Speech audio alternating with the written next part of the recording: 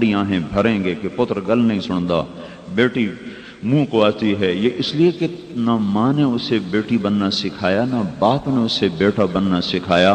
ماں اور باپ کے سامنے تھا او لیول کر لے، اے لیول کر لے، انجینئر بن جائے، تاجر بن جائے، ڈاکٹر بن جائے اور میرا کاروبار سنبھال لے، تو اس رخ پر تو وہ چل گیا۔ لیکن بیٹا بننا، بیٹی بننا، فرما بردار بننا، اس کے لیے تو ایک اور علم تھا، اور محنت تھی، اور نظام زندگی تھا، وہ تو اس کو سکھایا نہیں، اس کو بتایا نہیں۔ اب وہ باپ کی آنکھوں میں آنکھیں ڈال کے بات کرتا ہے، تو ہے ہی ان پڑھ، تجھے کیا پتا۔ ماں کو کہتا ہے بدتمیز ہے، چپ کر کے بیٹھ، تو زمانے کے حالات کو نہیں جانتی۔ تو مائیں ٹھنڈی آنکھیں بھرتی ہیں، باپ کونے میں بیٹھ کے آنسو بہاتے ہیں، اللہ کا عرش تھر تھرا جاتا ہے، کانپ اٹھتا ہے۔ جب ماں باپ تنگ آ کر روتے ہیں تو اللہ کا عرش کپ کپا جاتا ہے، کانپ جاتا ہے۔ جس معاشرے میں ماؤں کو بے عزت کیا جا رہا ہو، باپ کو دھکے دیے جا رہے ہیں، وہ معاشرہ کبھی عزت کی چوٹیوں پر نہیں پہنچ سکتا۔ ان کے لیے کوئی زندہ باد کی تحریک، کوئی مردہ باد کی تحریک ان کے کسی کام نہیں آ سکتی، کہ صرف اور صرف ان کو اللہ اس کے رسول کا تعلق ہے، اور وہ محنت ہے جو ان کو وہاں سے نکال کر کسی رخ تک پہنچاتی ہے۔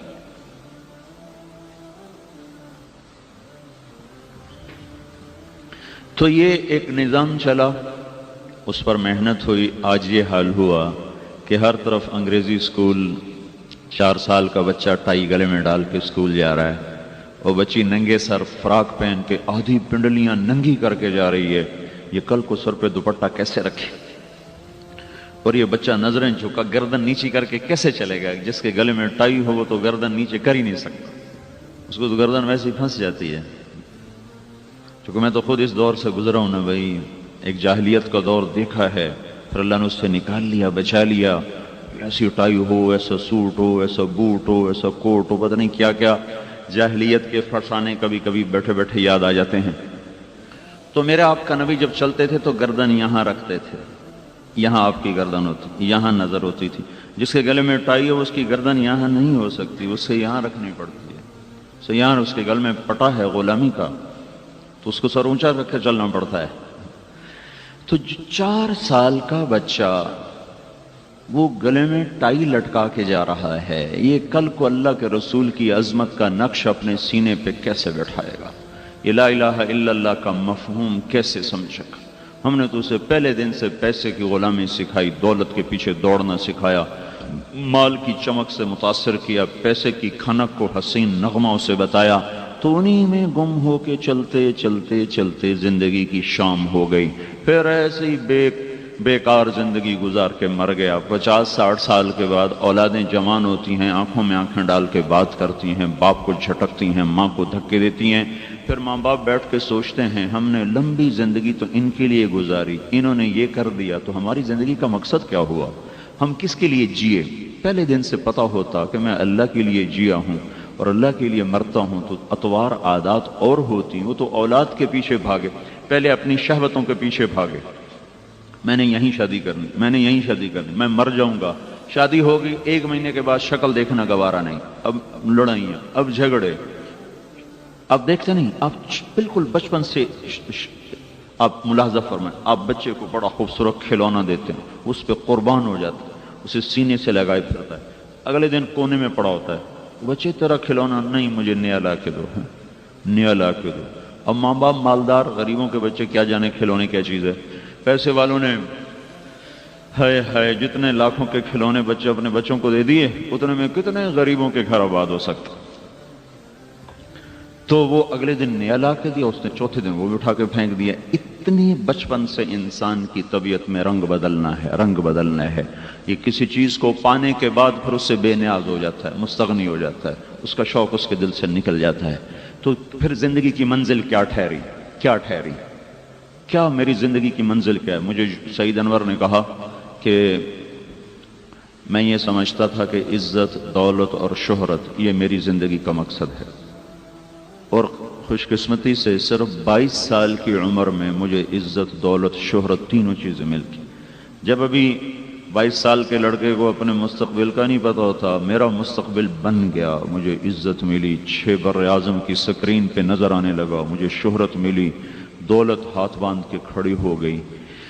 تو لیکن میں نے دیکھا کہ دل کی بے قراری، بے چینی ویسی کی ویسی، تو پھر مجھے خیال آیا کہ مقصد کے پانے کے بعد تو چین مل جاتا ہے، بھوکے کو روٹی ملے اس کو اطمینان ہو جاتا ہے، پیاسے کو پانی ملے اسے اطمینان ہو جاتا ہے۔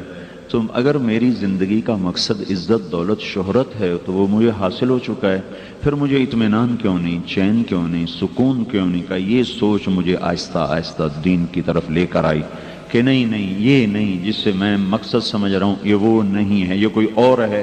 لیکن دنیا میں بڑی انسانیت ایسی ہے جو چل چل چل چل تھک مرتے ہیں، ادھر زندگی کی شام ہوتی ہے، ادھر ان کی آنکھ کھلتی ہے، پھر وہ کہتے ہیں او ہو ہم تو کسی اور جگہ آ گئے، اب واپس جانے کے لیے راستہ ہی کوئی نہیں، راستہ ہے تو وقت کوئی نہیں، اب تو آگے قبر کا گڑھ ہے، جو لوٹ آئیں تو کچھ کہنا نہیں۔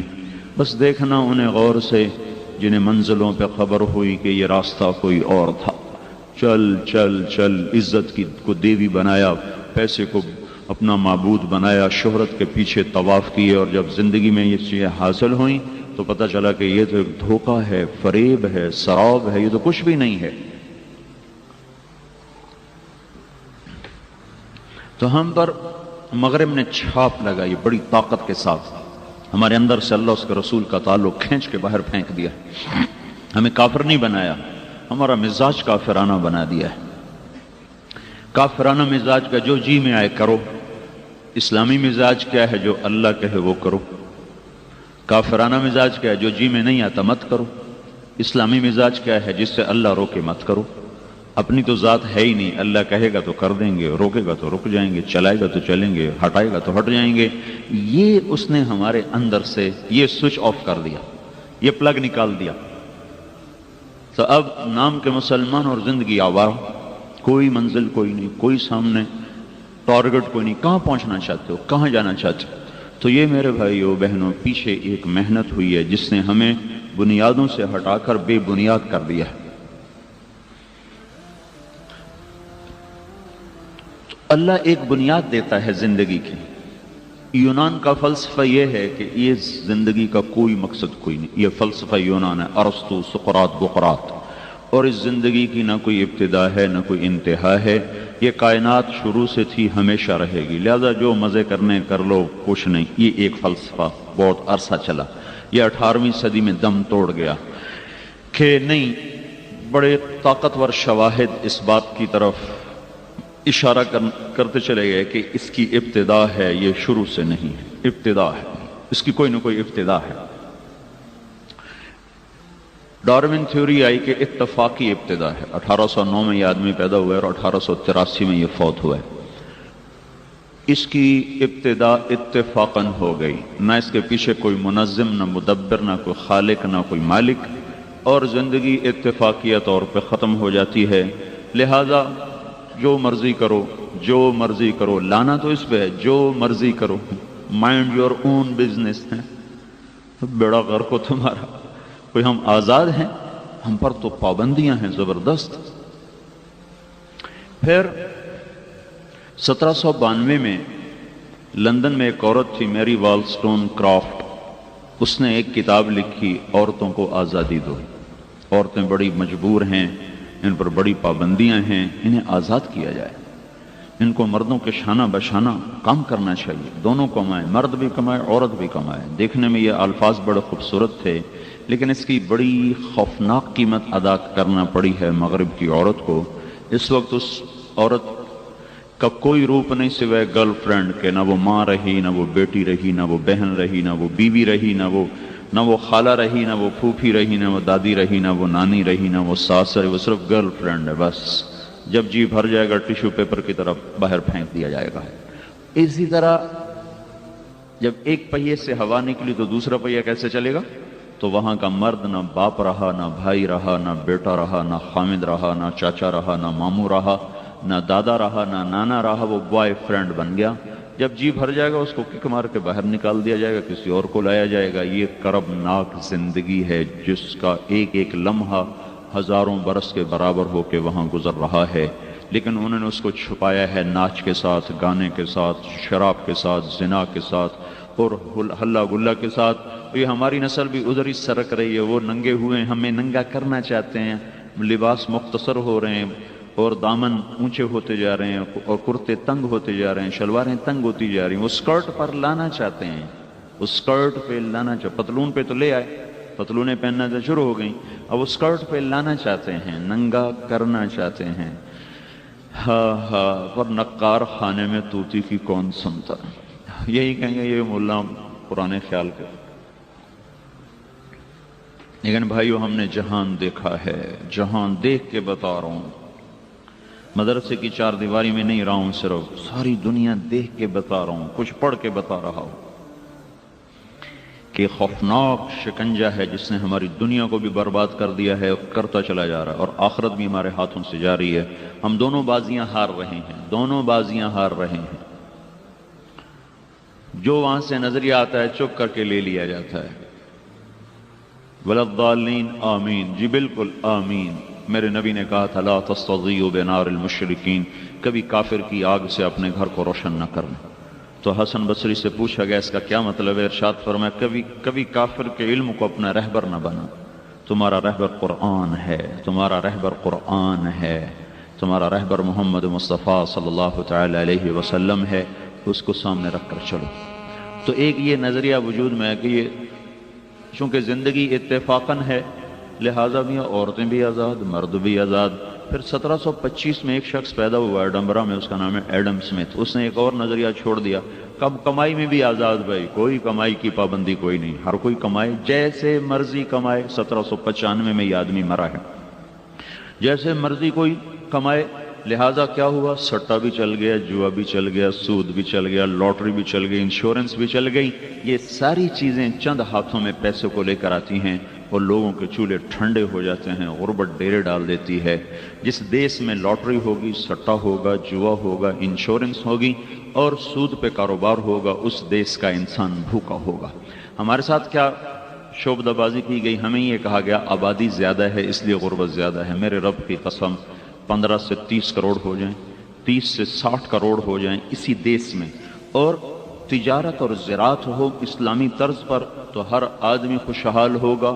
اور یہ 15 کروڑ کے خدا نخواستہ 3 کروڑ ہو جائیں، 15 کروڑ کے 15 لاکھ ہو جائیں، دیش یہی ہو اور نظام تجارت یہ ہو جو اس وقت ہے، تو بھی لوگ بھوکے سوئیں گے، پیاسے اٹھیں گے اور تار تار کپڑوں سے اٹھیں گے، اور تن پہ کپڑا نہ ہوگا، سر پہ دوپٹہ نہ ہوگا۔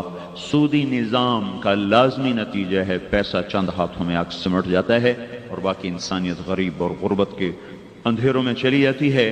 تو یہ ایک نظریہ اور چلا کہ کمائی میں آزاد ہو گئی، کمائی میں آزاد ہو۔ یہ سب شعبدے بازیاں تھیں بازار کو کنٹرول کرنے کے لیے اور پیسے کو چند ہاتھوں میں پہنچانے کے لیے۔ سودی نظام بنائے گئے، خود بخود چیزیں مہنگی ہوتی چلی گئی۔ سٹا کھیلا گیا، خود بخود چیزیں مہنگی ہوتی چلے گی۔ جوا کھیلا گیا تو تن آسانی پر لا کر اور چوری بازاری کا دروازہ کھول دیا گیا۔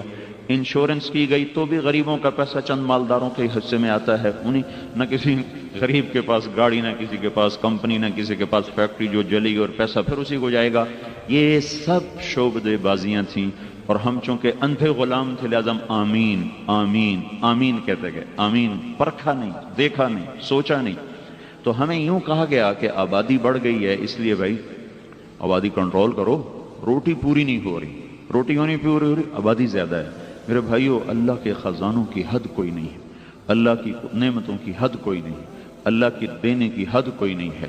ساری دنیا کو دیتا چلا جائے تو اس کے خزانوں میں ایک رتی کے برابر کمی نہیں آتی۔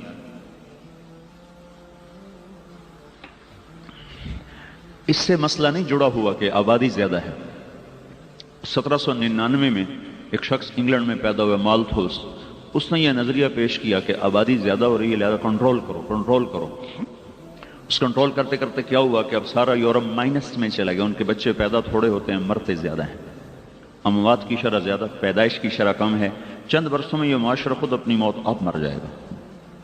اور وہ انعام رکھتے ہیں، ہم جرمنی میں گئے تو ایک لڑکی حاملہ ہو جائے تو 600 مارک اس کا وظیفہ تھا، پھر وہ بچہ جنے تو وہ دگنا ہو جاتا تھا، پھر جب تک وہ بچے کی زچگی میں ہے تو اس کو وظیفہ ملتا ہے، اور پھر جتنے بچے زیادہ ہوں گے اتنا زیادہ وظیفہ ملے گا۔ اس کے باوجود وہاں کی عورت تیار نہیں ہے بچے کے لیے، چونکہ خامد کوئی نہیں ہے، تو ماں کوئی نہیں ہے۔ ہماری عورت تو خوش قسمت ہے، اس کو ماں کا سہارا، اس کو خالہ کا، اس کو ساس کا، اس کو پھوپھی کا، اس کو چاچی کا، اس کو مامی کا، اس کو نانی کا، اس کو دادی کا، یہ تو چاروں طرف سہاروں میں، باپ کا، بھائی کا، بہنوں کا.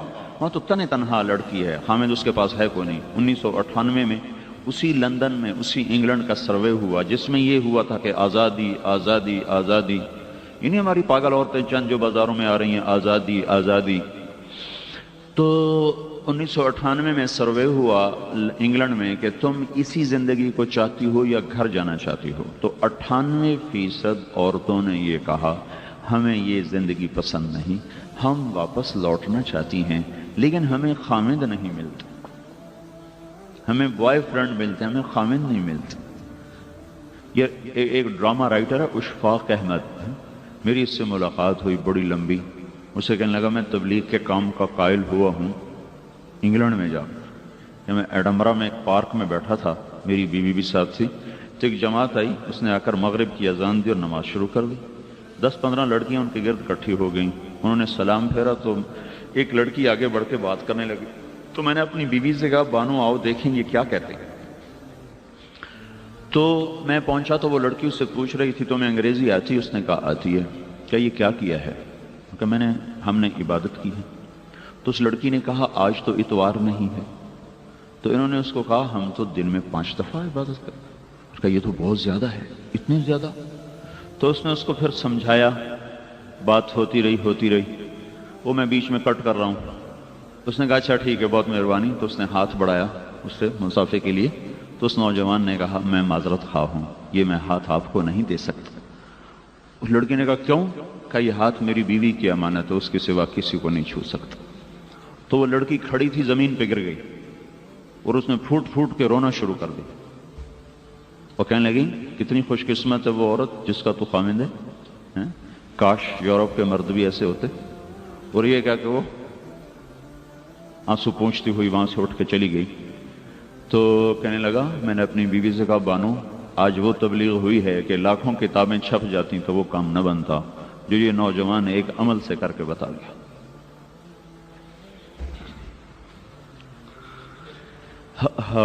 ہم خود تراشتے ہیں منازل کے سنگ میل، ہم وہ نہیں ہیں جن کو زمانہ بنا گیا، پر ہم خود ہی سو گئے. بھائی کیا کریں؟ جو یورپ کی کالی رات سے پیغام آیا اسی کو ہم نے مشرق کی صبح سمجھ کے قبول کر لیا. مغرب میں تو سورج بھی جا کر ڈوب جاتا ہے اور اعلان کرتا ہے مغرب میں نہ آنا، یہاں اندھیروں کے سوا کچھ نہیں ملتا. روشنیاں چاہتے ہو تو مشرق کی طرف لوٹو جہاں سے سورج نکلتا ہے. روشنیوں نے کبھی مغرب کو جگہ نہیں دی، روشنیوں نے ہمیشہ مشرق کے دامن میں پناہ لی ہے. اندھیرے ہیں مغرب کا مقدر، جو نسل ادھر جائے گی ہلاک و برباد ہو کے رہ جائے گی. تو یہ ایک میں نے آپ کو تھوڑا سا خاکہ بتایا ہے کہ ہم کس طرح ٹریک سے کیسے اتارے گئے، پٹڑی سے کیسے اتر گئے.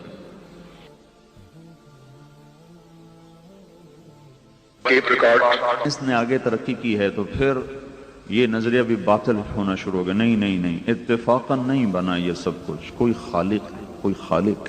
1929 میں امریکہ کا ایک سائنسدان ہے ایڈون ہبل، اس نے سب سے پہلے یہ دریافت کیا کہ کائنات ایک منظم طریقے سے پھیل رہی ہے، حرکت میں پھیل رہی ہے. یہ پھیلنا بڑے منظم طریقے سے ہے. تو 1948 میں پھر تحقیقات مزید ہوئی تو پتہ چلا کہ یہ کائنات ایک وقت میں سمٹی ہوئی تھی اور ایک دھماکہ ہوا، اس سے یہ پھیلنا شروع ہوئی. اب یہ پھیلنا جو دہریے تھے وہ کہنے لگے یہ اتفاقاً ہو گیا. اس پر آسٹریلیا کے ایک سائنسدان نے اپنی تحقیقات کو پیش کیا، پال ڈیوس. اس نے کہا یہ دھماکہ اتنا عقل مند تھا کہ اس نے چیزوں کو ایک سلیقے سے پھیلا دیا. یہاں دھماکہ ہو اور بعد میں جا کے میں کہوں کہ وہ اکبر صاحب کے گھر میں دھماکہ ہوا، سارے مرد آرام سے اڑتے ہوئے اپنے گھروں میں جا کے بیٹھ گئے. کوئی اس کو مان سکتا ہے، تسلیم کر سکتا ہے؟ دیوانے کا خواب ہے. دیوانے اینٹوں میں دھماکہ ہوا، ساری اینٹیں اڑ کے اوپر نیچے سٹ ہو کر مکان کی شکل میں تبدیل ہو گئیں. کوئی اس کو تسلیم کرنے کے لیے تیار ہے؟ کیونکہ پاگلوں والی بات ہے. تو اس نے اس تحقیق کو پیش کیا کہ جس وقت یہ دھماکہ ہوا تھا تو اس سے 2 طاقتیں پیدا ہوئیں، ایک کشش کی، ایک سرعت کی، رفتار کی. رفتار اگر تیز ہو جاتی تو کائنات گم ہو جاتی، کشش اگر بڑھ جاتی تو کائنات سمٹ کے فنا ہو جاتی۔ یہ بڑھنے اور گھٹنے میں کا جو اندازہ ہے، کتنی دیر 1 سیکنڈ کے 10 لاکھ کھرب حصے کرو، 1 سیکنڈ کے 10 لاکھ کھرب حصے کرو، تو پھر اگر 1 سیکنڈ کے 10 لاکھ کھرب حصے کے برابر رفتار اگر تیز ہو جاتی تو کائنات گم ہو جاتی، کشش اگر بڑھ جاتی تو کائنات سمٹ کے پھر دوبارہ فنا ہو جاتی۔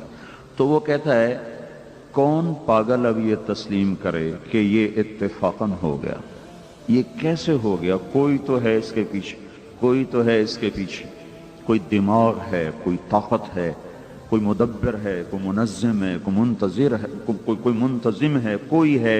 کون ہے یہاں کر وہ چپ بیٹھے ہیں؟ کون ہے؟ جن کو پتہ ہے وہ کمائی کے چکر میں ہیں، ایسے گھر بنانے کے چکر میں ہیں اور دنیا کی دوڑ کے چکر میں، اور جن کو پتہ کوئی نہیں وہ ٹکرے مارتے پھر رہے ہیں۔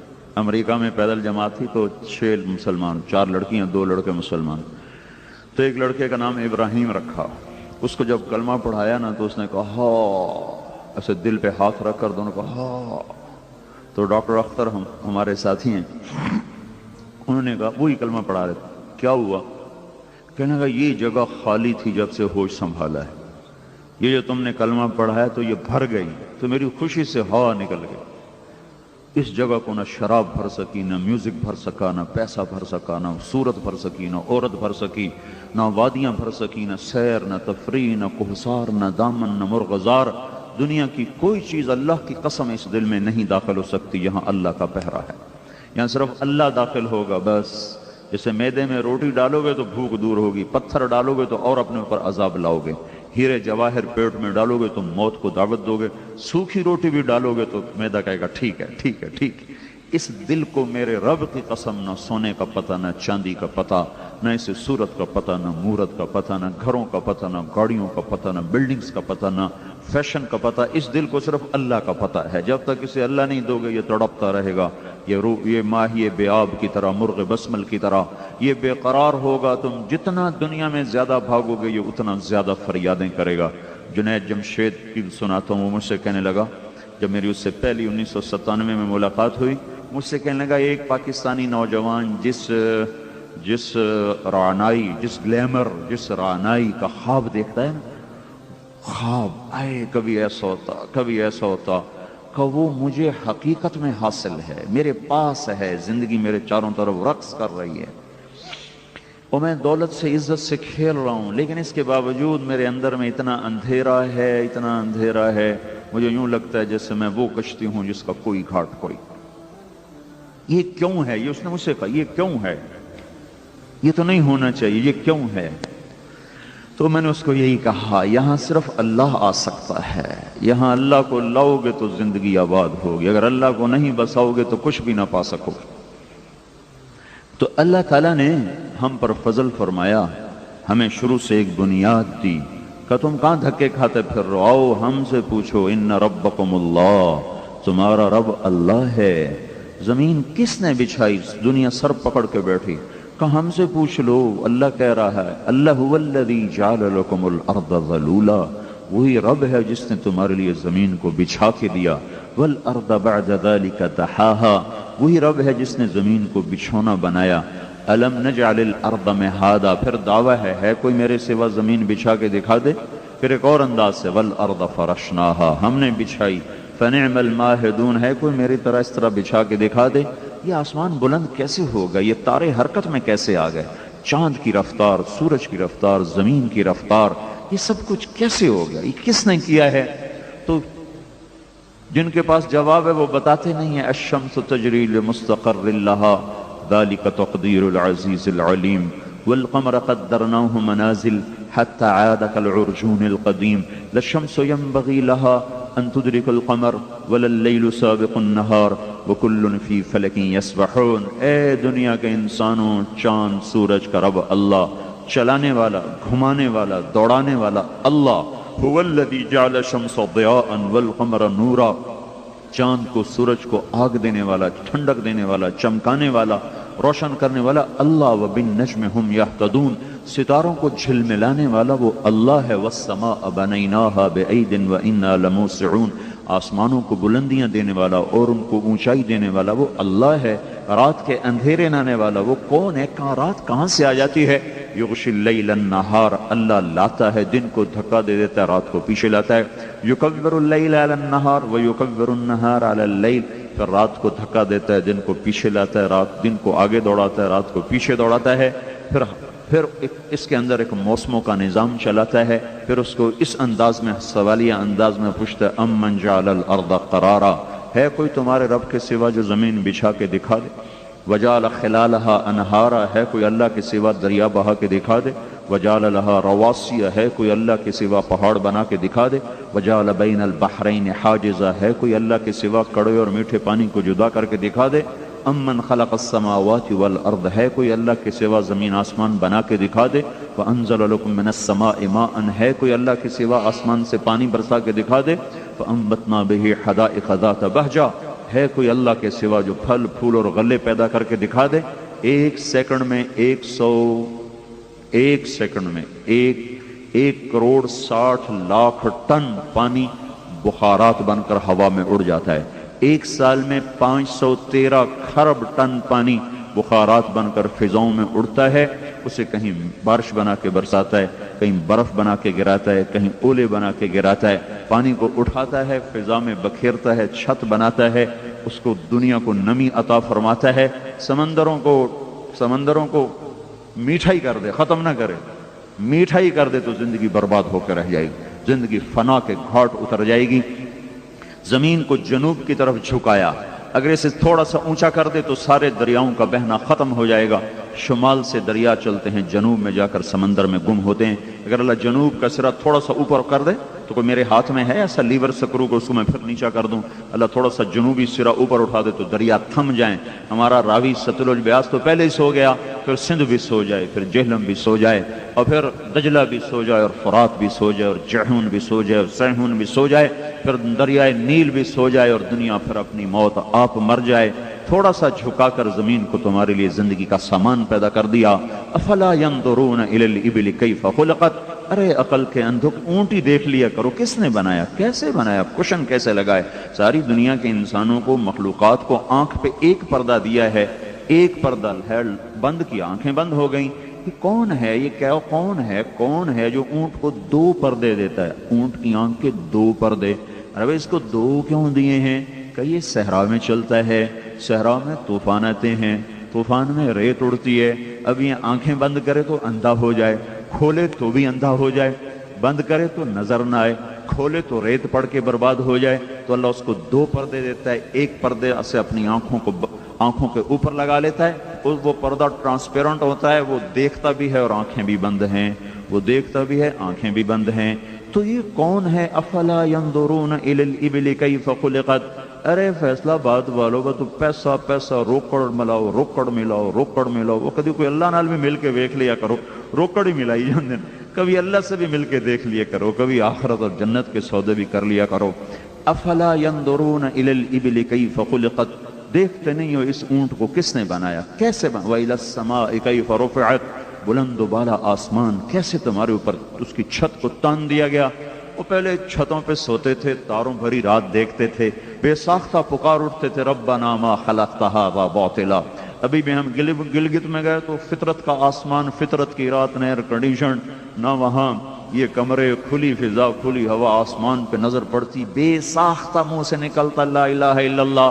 کوئی ہے جس نے تاروں کو جگمگا دیا، آسمان کو اٹھا دیا، پہاڑوں کو گاڑ دیا، دریاؤں کو بہا دیا، ہواؤں کو چلا دیا، پرندوں کو اڑا دیا، مچھلیوں کو تیرا دیا، پھولوں کو مہکا دیا؟ پیچھے ہے کوئی کاریگر، ہے کوئی صانع ہے، کوئی خالق ہے، ایک ایک چیز اللہ کے وجود پر گواہ ہے، دلالت کر رہی۔ کل یشہد بجلالی ویقر بکمالی، او میرا بندہ، میری بندی، ہر چیز میرے وجود کا اقرار کر رہی، میری ہستی کا اقرار کر رہی۔ تو ہی اندھا ہے جس کو کچھ نہیں دکھائی دیتا سوائے اپنی ضرورتوں اور شہوتوں کے، جسے کچھ نہیں سنائی دیتا سوائے اپنی ضرورتوں اور حاجتوں کے۔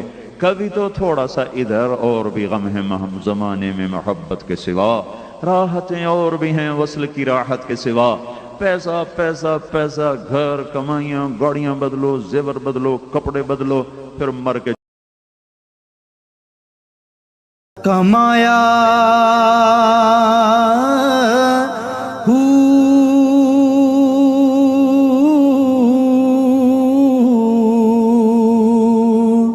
نہ میں بھج مسیتی وڑیا، نہ تسبیح